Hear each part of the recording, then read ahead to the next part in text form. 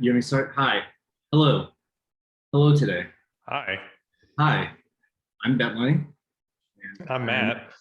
I am on the developer experience team at Atlassian. And And I also work at Atlassian. we are Atlassians. And today we are talking about some stuff. Matt's going to share a screen. We're going to go from there.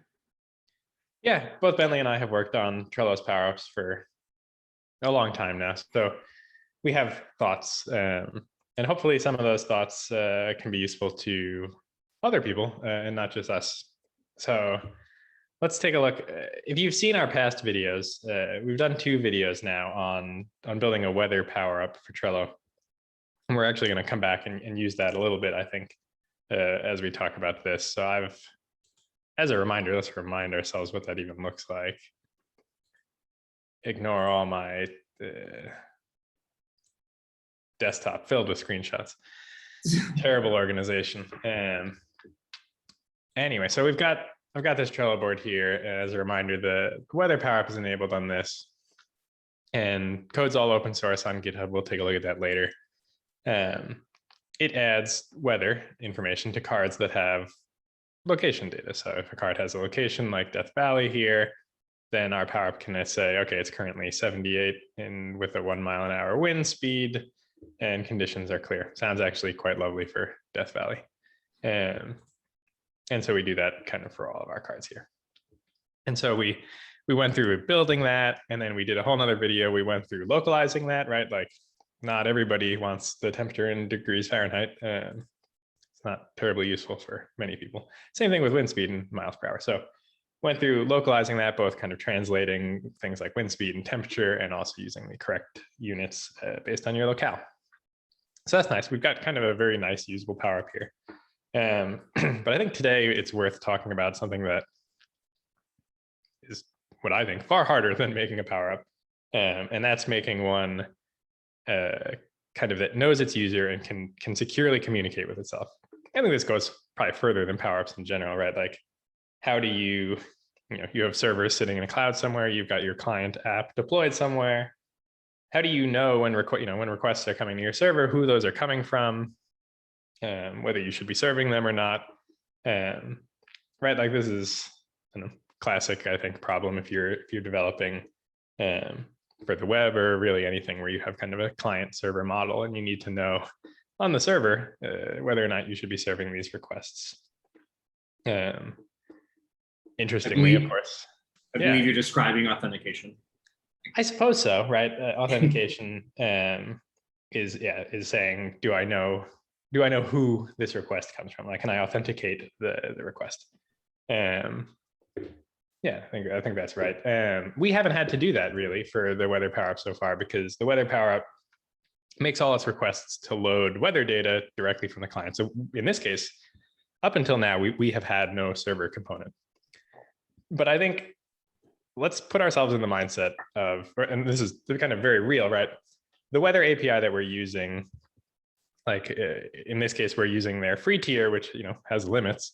And maybe we shipped this Power-Up and then people are using it, and we need to now start using kind of a paid tier of the weather API. And so we're in which case, right, we'd be paying real money for the requests that we make of them. So we would be we'd want to know for sure that although those requests that we're making of this weather API are for our users and not just for somebody else who's decided to call our endpoints. And certainly the way we've architected this right now, not a great way to do that, because the client's making our requests. That means that our app ID, our app key for the weather API is just sitting there on the client for anybody to look at and kind of use for their own purposes, right? So that's no good. So the first thing we need to do, and I've already done this, is take the request for the weather data, right, to the weather API and take that off the client, right? Put that on the server. And so, like, as a reminder, the weather Power-Up runs on a platform called Netlify, which I think we can look at here. So we've always deployed this thing through Netlify. And so Netlify, and again, like, you can use whatever works for you. You might be deploying servers to AWS. You might be using Heroku and many different ways people build things. But if you want a backend, in the case of Netlify, that's done via functions. So I added a function. That's what I did before this. Was I created my first Netlify function, little kind of like Lambda, I guess, in my mind. Like they even have the little Lambda symbol there. Oh yeah. Not so subtle. That presumably under the hood, it's Lambda. Anyway, kind of neat, right? I wrote a little bit of code. They'll show you request logs, and I can kind of show you this. So I've got Postman here just to kind of test my thing out. So I've added, so the way this seems to work is you name these functions, and then Netlify makes them available for you off of your base URL. So I can make a GET request to this function that I've made. I'm going to pass some values here, and it's going to give me back the weather data for that thing. But I don't know, hopefully we can see right now, like, we don't necessarily want just anybody just like this to be able to call this endpoint and get weather data, because again, we're imagining, that let's say that cost us 5 cents, right? Now everybody starts calling our, this thing and not paying us any money. That's not going to be great for us. And so we need to make it so that, when this endpoint's called, we can check and be certain we're serving data back, we're paying that money and serving data back only for our users. So we now we have to kind of think through how might we achieve that. So like, what are some of your thoughts, Bentley? Because there's a lot of ways, right? Like a fair number of ways to do this, and a fair number of ways to do it wrong, which I think is why it's worth talking about. It's kind of very easy to do it wrong, just as easy as it is to do it right. Well, let me start saying how I would do it, and that way we just get the wrong ways to do it out in front of us. Right. I think we have to figure out like what do we trust? Like what are the trust signals that we have, and the different ways that we can say from our front end client, what data can we pass from our front end client to our back end client and do some sort of verification. And I think I know where you are headed, but on the front end, we have access to the user. We have context that comes into the Power-Up in the options for our various capabilities. We pass in, so you have this open.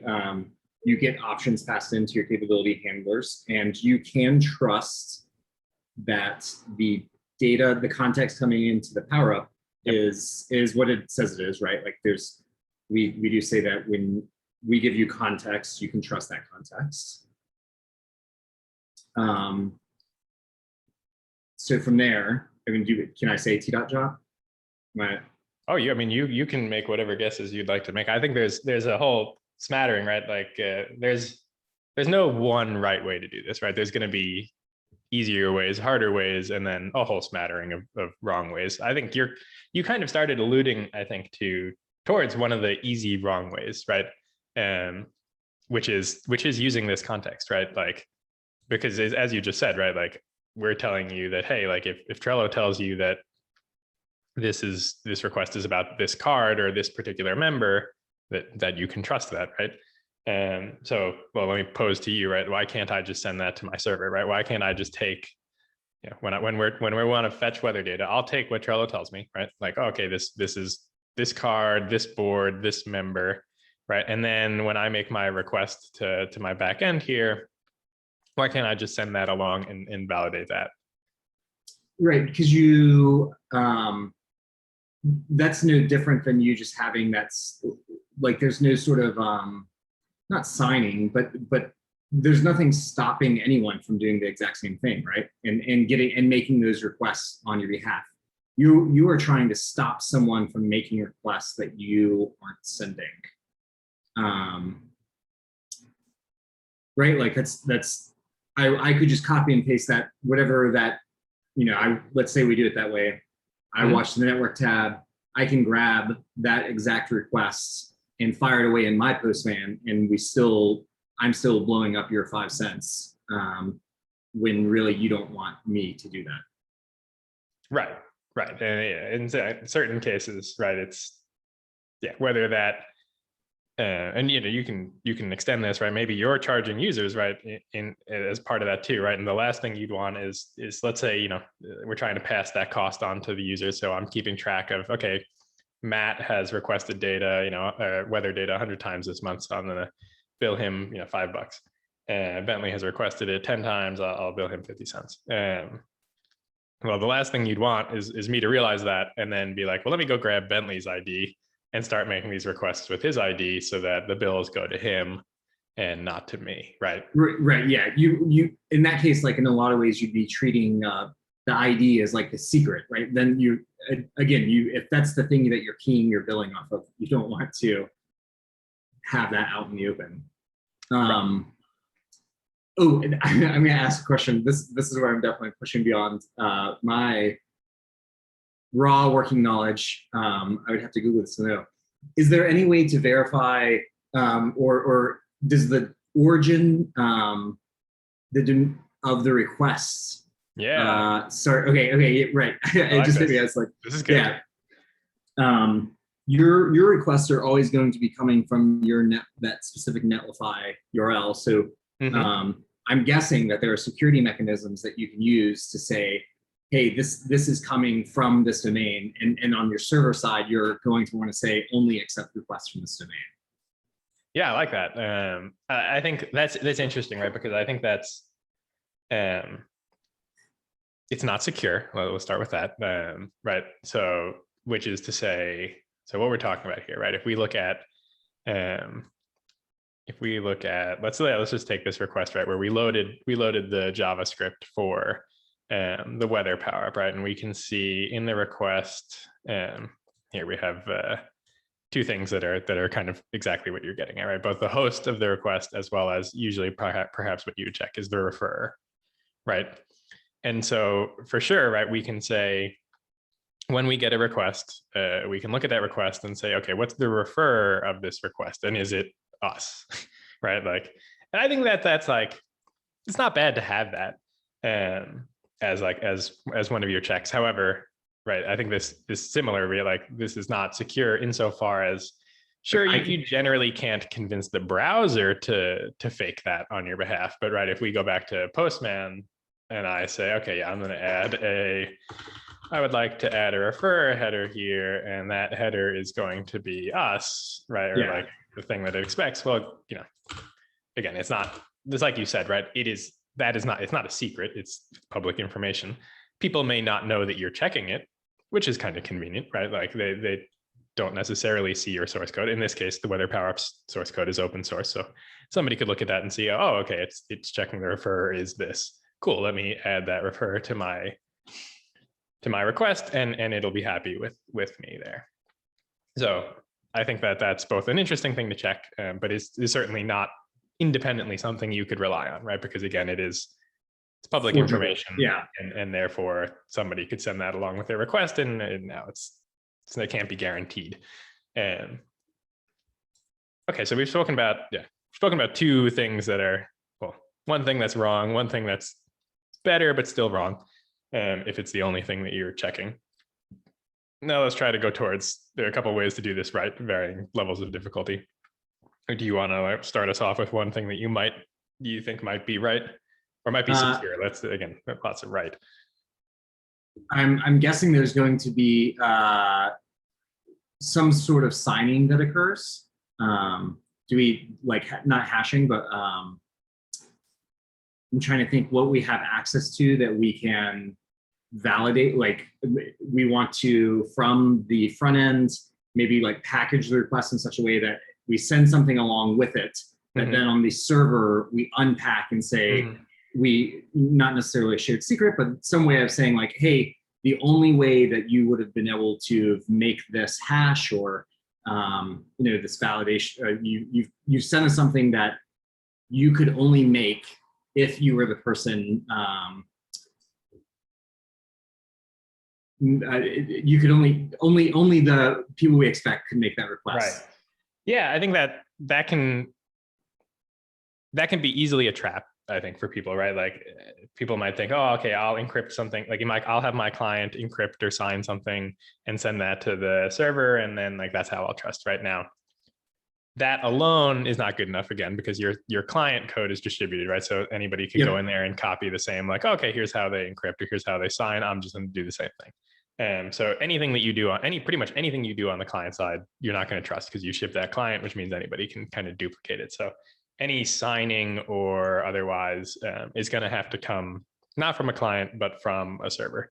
So let's start with, I think, like perhaps the old way of doing this, right, with Trello would be, if you need to know a request comes from a particular user, what is what is the thing that you can get for that user that you can then check with a server to say, like, oh, this is Matt or this is Bentley. So you send a token along.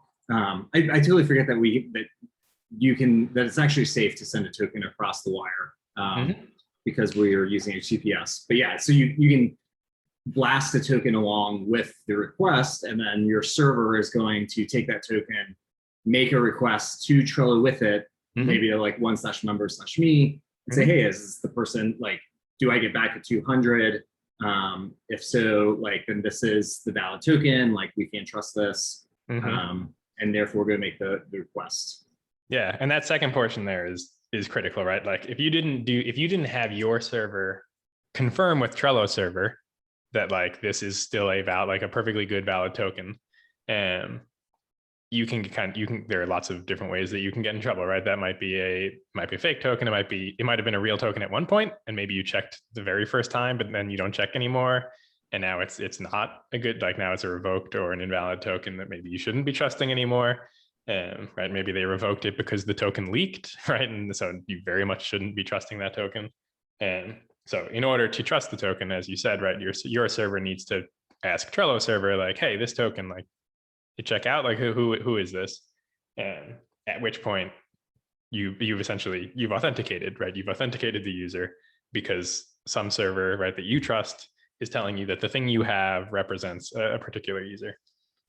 And I think that's like it's a perfectly good approach, right? Like, as long as you actually need that token, right? So that, I think the thing with Trello tokens, right, is that it's going to let you, like, read that person's account. So they're not going to want to give you that token unless you actually need to read their account and do things. But if you do, right, if your Power-Up or your application is, reading their account, or maybe it's creating things on their behalf, right? It's creating cards, doing different things. Then you already have a token anyway, right? So, like, you already had to get a token to do that. You might as well use that token to secure the channel between the front end and the back end. You can store that token kind of a variety of ways, right? You can use Trello's Power-Up storage, have Trello store it kind of on your behalf. That's neat just because then it goes across sessions and devices, which is kind of cool. Or you can store it right locally in the particular browser. Like Trello has like t.store secret, right? That'll get you into local storage. You can store it as a cookie, whatever. You just want to have, like, hold on to that on the client, send it with your requests to the server, have the server check with Trello server, hey, does this check out? And then great, we could return you the weather results, knowing that, yep, this is a Trello user asking for weather results. I'm going to give it back to them. So I think that's great. But again, it has that kind of pitfall of, like, if you didn't need that token to kind of read or write their account, you might lose users, right? Or essentially have this risky thing that you don't actually need, right? Like, some users will just decline that request because they're like, I don't want you to be able to read my whole account if all you need to know is that I am Matt. And so you need something kind of lighter weight, which I think is what you had mentioned earlier on. So talk to me about T.JWT and what's different about this than that token. Well, first and foremost, it's not the token. So you don't have to ask the user to go through the, like, auth flow, which is what you're saying is going to stop someone from giving access, especially if there's no meaningful reason for access. Right. If we look at what you're kind of saying there, so if essentially I'm going to have to send somebody to this page to get a token from them, and they're going to have to be like, okay, am I comfortable with, whatever level of access this thing is asking for across all my boards? Which, again, if all you need to do is say this is or is not Matt, well, this is a lot more than this is or is not Matt. Right. So you can use t.jwt, t.jot, from the power. Oh, you have it open. To generate what you could use kind of in place of the token, and you use t.jot. You can add in state, so you can jam some stuff in there, and then you can unpack it on the server side. And because I guess my question is, why is this? What's stopping me from making a jot, right? Jot signing is possible, right? I can go find a library to sign something. What makes our implementation of t.jot on the front end in our client secure, right? Because we're packing something in there that says this is the user. Right. So yeah, exactly. Like you kind of alluded to it, right? It's not encrypted, right? It's not like this, like that you can't understand what this is, right? Like first, I just put it into this website, and this website can read that. Okay, yeah, this JWT is for this member on this board for this Power-Up, and it is signed, right? Signed being completely different thing. You actually see, I like this site. It kind of color codes the different pieces here. Right, so this a JWT is 3 different pieces, right? There's the header, which is the red bit, the data, the purple bit here, and then right, which is not encrypted. I think this is just like base 64 or something encoded, and then the signature, right? And so to your point, right? If you got a JWT for a user and you sent it to your server, and on your server you decoded the JWT, and then you just looked at this and trusted it, then you're classic foot gun. You've done no better than like anybody could have generated the JWT for you, and you're not actually protecting yourself. So that means we need to talk about the signature. Geez, that went way down. Which you can actually see this thing is already trying to validate for us and saying, okay, this is not a valid signature.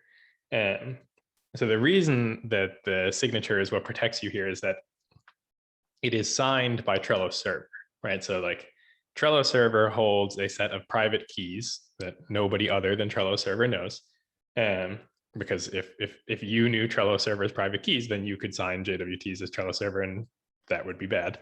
Right, so Trello server has a set of private keys. It uses those. When you ask for JWT, it'll package up your payload, and then it will sign it, right? Which you kind of just like think of that more as like it'll kind of hash it and then like put its little stamp of approval on it, with using its private keys. And it does that with a network request, right? It has to. This all has to happen on the server. So when you call t.jwt, the client library actually fires off to Trello server with what you want to package up, and then it's actually kicking back the signature. Or do we pass back? Does the server pass back the whole jot? Yep. So that's why you see it as an await here. So when you ask for it asynchronously, you're asking the Trello web client, hey, give me a JWT. The Trello web client's like, cool. It asks Trello server, hey, I need you to sign a JWT for this user. The Trello web server does that and then gives it back to the web client, who then gives you back the JWT. So the JWT we got here, right, as logged, is ready to go, right? It is the full signed JWT ready for you to use however you kind of see fit. There's like one other nuance to this, which I think is interesting, kind of gets back to your first point of like, copy paste out of the console and send it in Postman, right? Which is once you get this JWT back, sure, you can copy paste it out of, look in your network tab, find the JWT, copy paste it, and make some requests with it, right? It is a valid JWT after all. And so the thing that's kind of protecting you from that, or from that user, right, again, leaking it or giving it to other people to use at their discretion, is the expiration. So all JWTs, generally, JWTs are set to expire after a certain time after creation. So in Trello's case here, right, with these t.jwts, they are set to expire 15 minutes following creation, right? And so what that means is if you copy it out of your console, it's only good for 15 minutes before you're going to have to go get a new legitimate one, right? And if you're not Bentley, right, if I somehow manage to steal your JWT, I have at most 15 minutes to use that to pretend to be you before it's no longer good, and I would now need to go steal a new one from you, right, to continue to do that. And so we're not really in the business here of figuring out how to steal your secrets. Therefore, right, we can kind of trust when we get this request, okay, that's Bentley, and we can only do that if we check the signature. So let's talk a little bit about that. Because again, if we just decode it, but we didn't actually check the signature, no better than just faking it. So signing here is like, you probably heard of like public-private key pairs, right? Where you have kind of asymmetric key pairs. And so we said Trello server has private keys that keeps on the server. It has to publish its public keys for anybody to confirm, right? Like, okay, is this actually signed by Trello server? And so Trello server does indeed do that, right? So it publishes its public keys. Generally, there's only one, but if it had to rotate them out or something, there might be a new one in there. So that when you get the JWT, you can then say, okay, let me go fetch the public keys that Trello currently has on file and use those to validate whether or not, hey, is this JWT checkout? So here we've got our little example of, okay, if I get a JWT token, then I need to decode and validate that. In this case, right, we're going to use a library. That's what I would generally recommend. You probably don't want to write that yourself. We're going to use a library to verify, right? And that library says, okay, cool. Give me the token that you want me to validate, as well as the public key that I should be checking the signature against, right? So we fetch Trello's public keys, and then we say, okay, well, maybe there's more than one, so we may have to loop, but generally, right, there's just one. We verify, okay, yep, that looks good. At which point, now we know, right? Now we can look at this decoded thing and say, okay, it's Bentley. I know that it passed verification. I'm gonna, bill Bentley for the usage of this thing, or just say, okay, yep, he's allowed to use it for free because he is indeed a Trello user. That makes sense. It's easy. It doesn't require a token that you don't need. Right. Nobody wants to be, or you shouldn't want to be storing kind of high value secrets, right? It should generally make you uncomfortable to be like, oh, my servers have, high value secrets that other people, less savory people, might want to steal from me, right? You don't want to be in the business of protecting anything more than you have to be. So the nice thing about a JWT is this short-lived little thing, right? Largely just there for you to authenticate the request, and not much more. There is actually one footgun here, though. Footgun meaning a kind of easy way to get in trouble again, and that's this state parameter. Do you have any thoughts on why I think that that's a footgun? I'm guessing that it's easy to put something in there that you shouldn't put in there, and in using it. But I don't know what the bad thing to put in there is.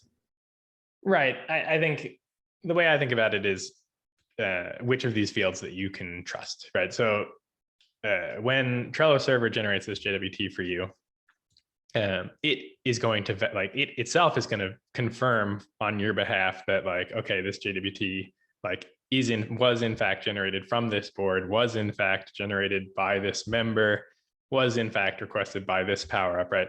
Trello server is it's confirming these things for you, right? These you can, once you have validated the JWT, you can trust these fields. This field, however, Trello server has no, as far as Trello server is concerned, it's a string, right? It's not doing any checking there on your behalf. So you don't want to, whatever you put there shouldn't be something that is of kind of security importance, right? Where if it wasn't, what you thought it was going to state here is very much exactly that, right? I think in one of our use cases, I think we use it to pass around the locale of the user, right? So if they, if they went in and faked, they put a different value in for the locale, that's not the end of the world. But if you were sending billing information, don't put anything in here that you actually need to have validated, because nothing about this JWT is validating it for you. Right. So an example here would be let's say you have very simple billing. Again, you're using Bentley is ID1 and Matt is ID2, and so you're using those numbers to handle billing. instead of keying it off of the ID Mhm. number, and you jammed that like billing number 1 or 2 into state, I, as a bad actor, could, me being 1, you being 2, I could jam into, I could run the power up. I could run some malicious code in my power up, and say, oh, actually, like change the state before you call t.jot to be 2, Right. and yeah, okay, that makes sense. Exactly. Like you aren't going to be able to get Trello to say that you're anybody other than Bentley. However, you could totally get a JWT that says whatever you want in state. So if your power up is relying on putting something in state that needs to be trusted, right, that's where you can kind of run into some trouble, because nothing stops the user from, arbitrarily putting whatever they want there. Trello will confirm that it is them that did it, but beyond that, it's not going to have your back really. Can I don't can I ask a question that might throw us down a path different than the one we're planning to go on? So yeah, you can say that way. Hold on to that question.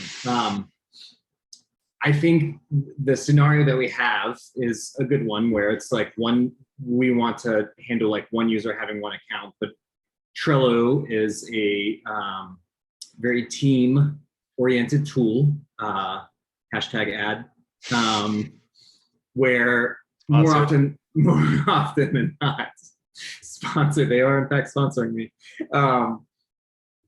More often than not, the way power-ups will do this, and we're kind of in an abstract way, like we're talking about splitting up managing billing for 2 separate users, but really like the more direct application is I have built a power-up that I want to charge users for, and one pricing model is you charge individual users per user. Each user has a billing account like this. I feel like that model fits really cleanly with what we've gone through. But I think the more common one is that there are groups of users that power up, that pays for a power up, and so the power up needs to negotiate, is this person part of this group or not? Yep. Can we, in the abstract, can we talk about how we'd want to architect that?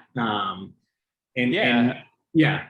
I mean, I think there, like, as you said, right, there are lots of different ways that people have implemented billing, right? You can bill on a per member basis. You could bill, I've seen people bill on a per board basis, right? And great, you've got the board ID here. Yeah. Very clean there. Yeah. Yep, totally. Like you could bill similar, I suppose, similarly to Trello, right, on a workspace basis. I don't remember if we might, I will check whether or not we add the ID of the workspace in here. Right. Again, and even if we didn't, I'm just gonna say this out loud to make sure that I'm thinking about it right, like correctly, rightly. We could still make, like, let's say we did do it via the organization, or sorry, workspace. Yep. What we'd want to do is we would want to use a token. I think as we're at the scope where we'd have to use a token. We'd want to we'd use the token then to validate that the person is, like, you make a request to our server makes a request to make sure that you belong to that workspace organization team. Like that is how we would do, you would probably want to do, like, roughly the organization-based billing. Right. Yeah. You'd get it exactly. You'd be doing something on behalf of some user, and if you're charging them for that, right, you need to look up what workspace contextually there. Now that gets tough, right? Like for sure, right? If we don't have it in here, I think, and that's your billing style, I think you'd want to ask Trello to add it in here, because for sure that's a much better approach, right? People can be in multiple workspaces, and if you call there, you'd have to just do some work, right? You'd have to use the combination, right? Okay, they're operating on this board. Now I need to use their token to figure out what workspace is that board in, so that I can charge it appropriately, right? Because the user might be in 3 different workspaces, so just loading their workspaces with their token isn't good enough. You need to kind of cross-reference the board as well. So if it's not already in here, right, and that's your billing strategy, you probably want to request it to be added in here. But to go back to your original question, right, of like, let's say you're not using a Trello native object as your billing model, right? You're letting people group Trello members into arbitrary groups, and that's your billing model. In that case, it sounds like you have a database, right? You must have some state on your side saying, okay, billing account A is Bentley and Matt and Cal and whatever. There's a list of people. And And so billing account A is presumably a list of Trello member IDs, right? Assuming that you're billing by member, or you could say, maybe it's a group of boards, but independent from a workspace, right? But you have state, like your system is maintaining state saying these are the things that are in this billing group. Right, and presumably you give your users some UI to allow them to add and remove people from that group, right? But again, we're talking largely CRUD operations against your database here of, okay, this billing group A contains these people. Now you can, again, you're back to relying solely on the JWT and correlating with the database state and saying, okay, I'm getting a request from this ID member. Let me go look up in my database which billing group are they in, and saying, okay, they're in this billing group. Therefore, great, I'm going to run the charge against that particular billing group, right? Right. The secret, or not secret, but the key there is that you have the ID member. You're using the ID member to identify them in your Exactly. database, and we're good to trust that the ID member coming from this job. Yep. Cool. Exactly, and like that's there's flexibility there, right? The flexibility is, okay, you're now not constrained by Trello's kind of relationship models, right? Of like members, boards, workspaces. So that's both nice, but also that comes at the expense of you need to maintain that state, right? Like if you were billing at a workspace level or at a board level, you don't need state, right? Trello has the state. Trello knows who the members of a board are, who the members of a workspace are. So you can rely on Trello's state in that case instead of your own, right? So if you're willing to stand up and maintain your own state, maintain your own database that has that state, then yeah, you can do something with a little bit more flexibility like that. Yeah. Cool. I'm trying to think what other But the mistake, right? To get back to the state thing, if you were billing on workspace and Trello isn't giving you workspace ID in here, and you're like, okay, I'll use t.get context to get the workspace, and you put that into the state, right? You're right back where we were discussing of like, you've now put an unvalidated thing in there that you're going to use for something important where it needed to have been validated. Right. Cool. That makes sense. All right, so I think what we'll do here, for what, we don't want to go over too long. I think for most people, right, like hopefully that gives a high level overview of like, okay, when I'm thinking about making requests of my server, what do I need to be thinking about in terms of knowing, who is that request coming from, and can I trust that I know that, and can I then use that trust, right, to do important things like billing or things that involve money or secrets or whatever. Like, even when it's not money related, but you're like, maybe you're linking two systems, you don't want to be letting person A see person B's thing because you didn't validate that. Oh, like this, you didn't validate properly that it was person A, so they faked being person B, and now they get to see somebody else's stuff, right? That can be just as bad, sometimes worse than billing mistakes. I have another question. Based on something that we were talking about earlier, and I think it probably is still relevant. Talking about the idea of using the token to validate on our servers, making requests to Trello and kicking back saying that as a member, right? That this is the right member, etc. One of the things that I'm curious about is a time-wise expensive. You're making additional network requests. Yep. And also it pings your API limit. So if you have 300 every single time someone's making a request, you're blowing a Trello API limit one of your requests. What strategies are there around managing that? Like, how risky is it to cache or store like a database of tokens, or like is there some sort of stateful mechanism that we can put in between where instead of making requests every single time to Trello to say, hey, does one/member return the user? I think it does. Like, is there some sort of caching layer that we can put in between there to reduce the number of requests we're having to make? Yeah, I think that's fair, right? Like, I think depending on what you're doing, you don't necessarily always need to ask Trello's server at the time of like, hey, is this right? Because a token is never going to switch from being one person to another. So that's not something that you right. worry about. And so, right, like once you've confirmed, okay, this token is this member, right? Well, that's going to continue to hold true. And right, I mean, we're saying the same thing kind of these JWTs, right? We're saying these JWTs are good for 15 minutes from issuance, right? With the explicit knowledge that should that leak in those 15 minutes, whoever gets a hold of it, can be whoever it was for up to 15 minutes, right? Like that's any time that you kind of pick a cache lifetime, you are kind of taking that trade-off. You're saying, okay, I feel comfortable that like 15 minutes is long enough that like it's beneficial for us from a like network load and just like general like time to do things, right? We can request one JWT, and Trello does this all under the hood for you, right? When you might ask for a JWT 100 times in a 15-minute window, instead of just keep giving you the same one.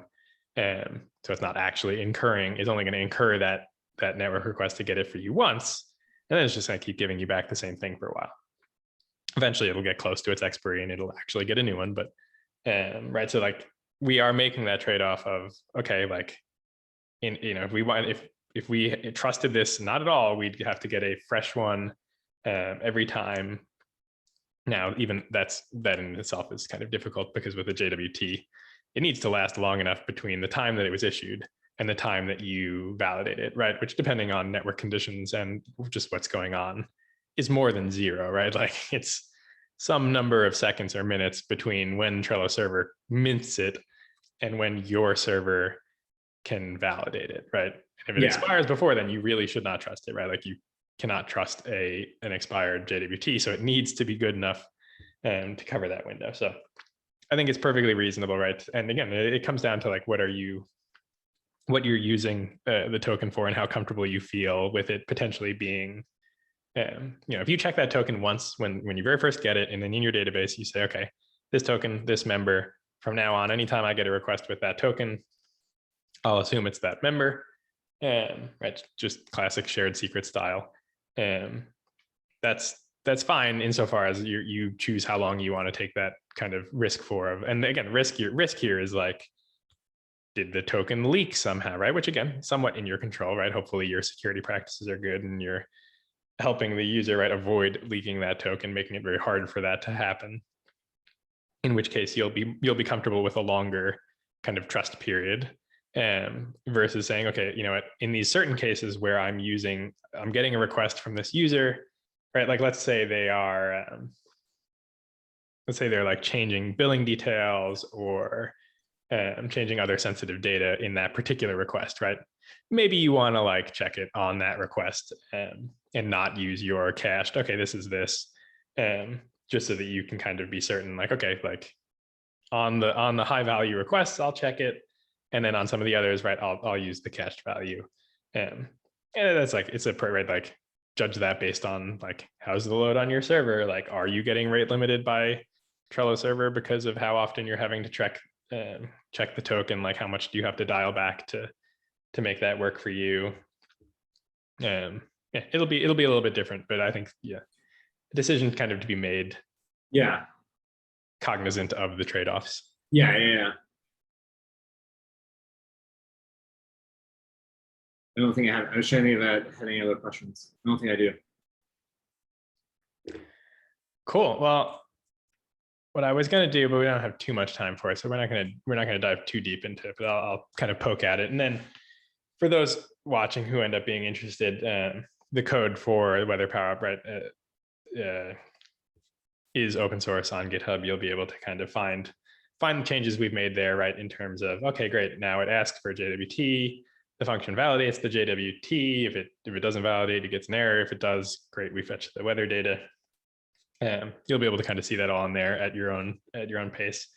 We'll take a little bit of a look at it now, just so you can kind of get a sense of how we're kind of thinking about it. And then again, we'll leave links to the GitHub repo and whatnot for you to look at on your own time.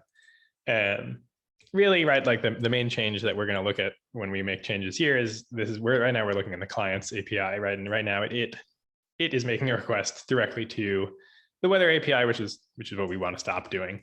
But we already wrote our function for that, so that's kind of nice. So instead, we're going to just switch this out to call ourselves, which is cool. And then we need to remember what ourselves is, which we have, I think, over here. Great. So we are this little .netlify thing. Let's grab that. All right. So we're going to make a request of our own server now. And actually, while we're here, why don't we? We're going to have to do a bit more. Can I say that this is async? Maybe. I don't see why not. Can you make this bigger? I can. We can go huge. Your screen resolution is huge. It is a 4K screen. Yeah, I wasn't gonna say. I wasn't gonna make you say that's it. a humble. I don't know if that's a humble brag. It wasn't intended as one. How are we doing? Is that readable? Yeah. We're only gonna spend a couple of minutes looking at code here anyway. Is your R cursive on card in that array that you're line 67? Yeah, it's the font. Yeah, it's a fancy card. Also, before I want diverge for like 30 more seconds. Yeah. You showed us the function UI on Netlify. Yeah. Can you just yeah. So you can just toss this into the same repository, and when you push this to GitHub, and then Netlify will catch this function folder and just build that function for you. Yeah, it was. It's kind of cool. It was even easier than I thought it was going to be. Hashtag this is not an ad. Not sponsored. Although Netlify, if you'd like to sponsor us, matt@trello.com. I'm here for sponsorships. Anyway, I came to the functions page and it's like, oh, okay, how do you use it? Oh, it was right there. I didn't even need to click away. Literally, I ran the two things that they have here, and like, okay, I installed their CLI and logged in, and then not dev. There was a different one to create the function side. Maybe I did have to click through here.